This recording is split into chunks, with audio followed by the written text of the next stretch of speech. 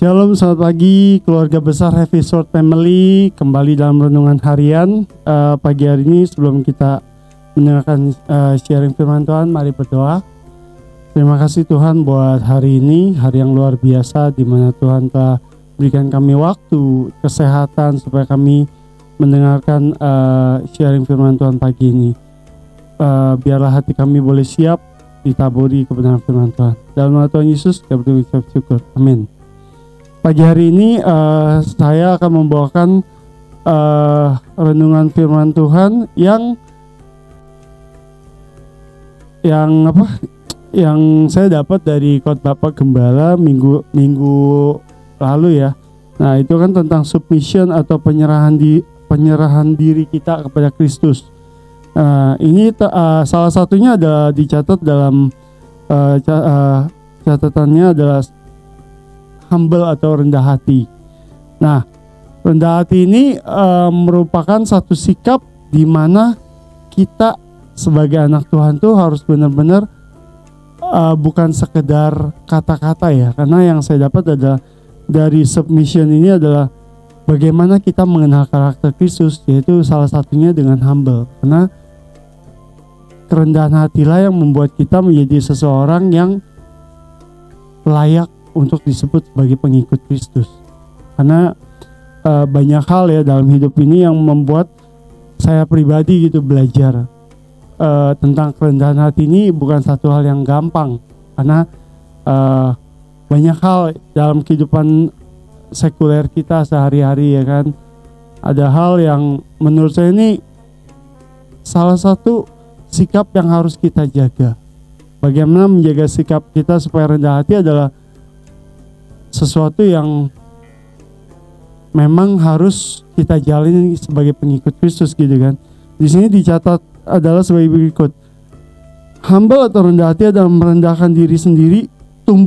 Tumbuhkanlah hati yang rendah hati dan sadari bahwa hikmat Tuhan jauh melampaui hikmatmu sendiri.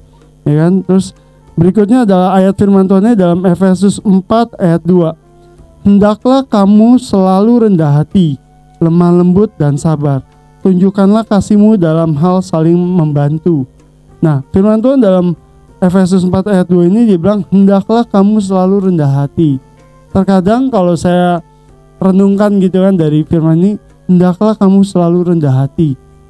Saya pribadi kadang kayaknya jauh gitu. Kadang kita pun yang biasa aja gitu suka ya, let's say mungkin penilaian orang terhadap hidup kita itu beda-beda gitu kan. Ada yang orangnya dia mah orangnya sombong gitu kan. Nah, bagaimana kita mempunyai sikap rendah hati adalah bukan saat kita tidak punya apa-apa. Justru banyak pengalaman orang dan mungkin pengalaman kita pribadi ya, pribadi kita masing-masing. Orang itu bisa sombong bukan saat dia nggak punya apa-apa, tapi orang itu gampang sombong ketika dia mulai dipercayakan Tuhan mempunyai sesuatu atau diberkati. Itu gampang sekali untuk sombong kayak gitu. Nah, ini yang saya belajar adalah ternyata kita sebagai anak Tuhan tuh harus belajar rendah hati walaupun dalam kondisi kita yang sedang diberkati gitu loh.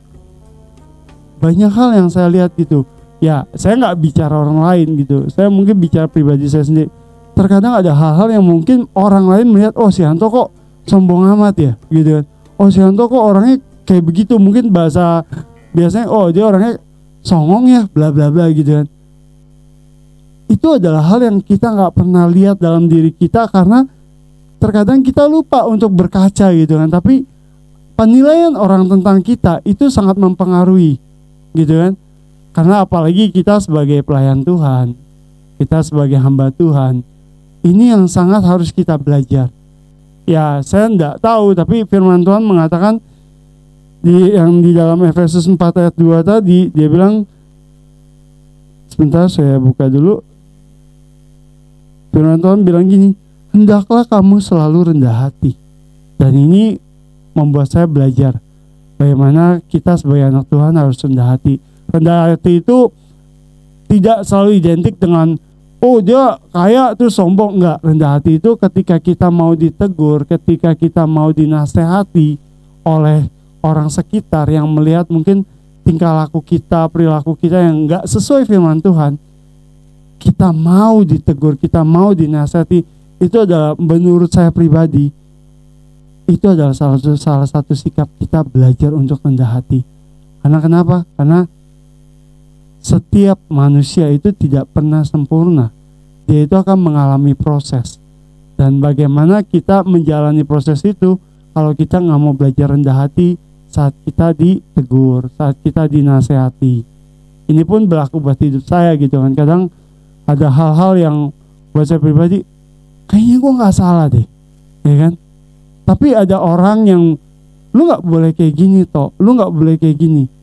Ya, saya anggap itu sesuatu yang ya sesuai firman Tuhan katakan, hendaklah kamu selalu rendah hati. Saya belajar gitu, walaupun agak sulit ya. Mungkin egonya kita masih tinggi, itu mungkin agak sulit. Tapi saya belajar menundukkan. Ini merupakan salah satu ketundukan kita akan ya firman Tuhan kan gitu kan. Jadi kita harus belajar bagaimana kita harus menjadi seorang yang rendah hati, sehingga lewat hidup kita orang melihat, oh ini loh karakter Kristus, oh ini loh anak Tuhan yang emang benar gitu kan. Jadi mereka melihat bukan apa karena kita sering di mimbar, bukan karena kita sering bagiin khotbah atau sharing, tapi mereka melihat buah dari hasil firman Tuhan yang kita baca setiap hari, yang kita hidupi.